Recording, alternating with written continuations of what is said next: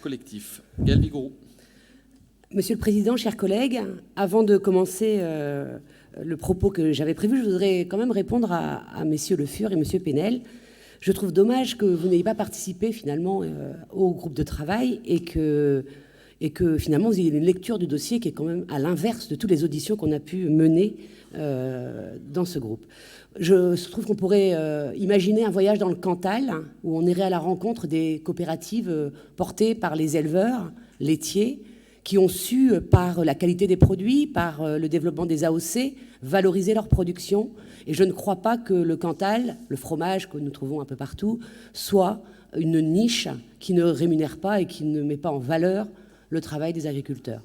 Donc je ne sais pas vraiment d'où vous sortez vraiment votre argumentation, si ce n'est que quand vous parlez d'idéologie, vous avez affaire, on a un vice-président on a la chance d'avoir un vice-président qui est agriculteur et qui met en œuvre les transitions sur sa propre exploitation.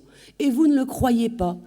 Et non. Donc je crois que l'agriculture bretonne n'a pas besoin d'un gourou misérabiliste ou, enfin, je vais vous dire, ou quelqu'un qui ne veut rien changer au modèle. Bravo. Parce que ne rien changer, ce n'est pas du tout aider les agriculteurs. Le revenu, la baisse de revenus, elle ne vient pas des politiques régionales, elle vient très certainement des modèles intégrés et des coopératives qui se sont transformés en holding qui ne reversent plus grand-chose finalement aux producteurs.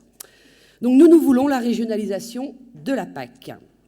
La décentralisation de la gestion des fonds PAC est le meilleur moyen pour réussir les transitions écologiques et sociétales dont le monde agricole, les Bretonnes et les Bretons ont besoin et qu'ils plébiscitent.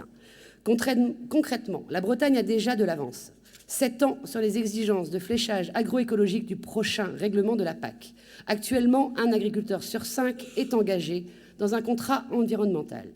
La région peut doubler ce chiffre grâce à la régionalisation des fonds du premier et du second pilier de la PAC. L'enjeu, c'est d'aller plus loin que ce que nous avons pu faire et réussir jusque-là.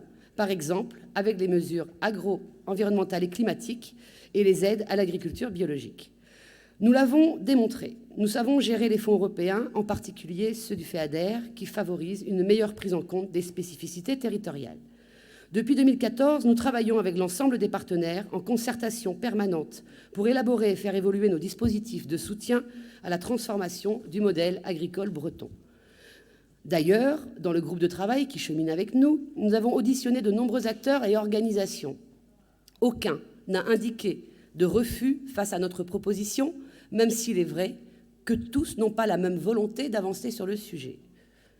Nous souhaitons développer la PAC autour de 3 priorités. Le renfort du modèle d'agriculture familiale, parce que c'est ce modèle-là qui soutient l'emploi rural et garantit l'autonomie agricole de la Bretagne. Maraîchage, production de l'alimentation sur l'exploitation, polyélevage. La diversification est une force pour nos paysans. Une rétribution à l'actif et non à l'hectare permettrait un rééquilibrage et éviterait la spéculation opérante sur le foncier agricole qui profite aujourd'hui davantage aux grosses exploitations. Le développement de l'agroécologie, parce que l'urgence climatique nous oblige à repenser le système pour préserver et protéger nos ressources naturelles. À mesure que nous déployons les mesures agro-environnementales et climatiques, que nous restaurons les bocages, préservons les zones humides, recréons des haies, réduisons l'utilisation des pesticides, nous regagnons la qualité des masses d'eau, des sols, de la biodiversité. Enfin, la restauration de la compétitivité des exploitations agricoles et du revenu des paysannes et des paysans, car il faut en Bretagne conserver une production de qualité pour le marché français et européen et développer la production locale et la bonne voie.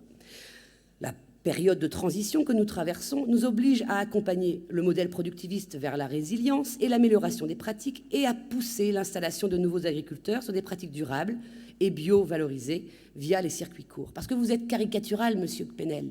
Entre l'agriculture bio et l'agriculture intensive, il y a le durable. Et le durable, finalement, n'a pas un prix qui empêche le consommateur de l'acheter et de bien manger. Pour répondre à ces 3 priorités, il faut en effet régionaliser les fonds PAC du premier et du second pilier. Cette demande est légitime, indispensable si l'Europe veut gagner la bataille de l'environnement et du climat. Quel modèle économique et agricole voulons-nous pour demain? En quoi la Bretagne peut améliorer sa souveraineté alimentaire, celle de la France et de l'Europe? Comment redevenir, par la qualité de nos productions, le pays du bien manger et de l'emploi agricole, le pays de la gastronomie, de l'excellence culinaire, donc de la valeur produite et bien répartie. La Bretagne a une place à prendre et nous la prenons. L'uniformisation de notre alimentation, orchestrée par les Américains, par les Chinois, a déjà bien trop tiré vers le bas notre agriculture et notre agroalimentaire. La technicité qui s'est développée a intensifié le décrochage des petites exploitations. Rajoutons à cela le dumping social et environnemental de pays comme la Pologne ou le Brésil, et nous conviendrons tous qu'il faut repositionner l'offre bretonne avant que les paysans n'aient totalement disparu. Si l'État reste le décideur, il risque d'uniformiser modalités et critères. Comment s'adapter et transformer le modèle breton sans partir du réel, aux aides européennes de s'adapter à l'agriculture bretonne et non l'inverse. Il faut relocaliser les décisions, obtenir des moyens d'agir, et cela ne sera possible qu'avec la maîtrise des dispositifs d'aide et des fonds. La crise sanitaire que nous vivons nous oblige à mettre autour de la table l'ensemble des acteurs, les paysans et leurs représentants, car ils sont autour de la table, les consommateurs, les acteurs de l'accompagnement et du financement, les transformateurs et les producteurs d'alimentation animale, les organismes de formation, les associations environnementales qui n'en finissent plus de nous alerter et évidemment que nous écoutons. La demande sociétale pour une production locale de qualité, biologique ou durable, transformée sur le territoire, accessible en circuit court, est forte.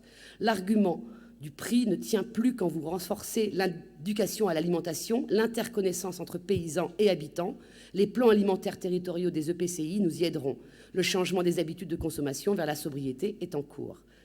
La régionalisation des fonds PAC des deux piliers, le soutien massif de la région Bretagne en complément des fonds européens positionnera notre agriculture dans le monde de demain et la renforcera. Nous sommes la seule région à demander cette régionalisation.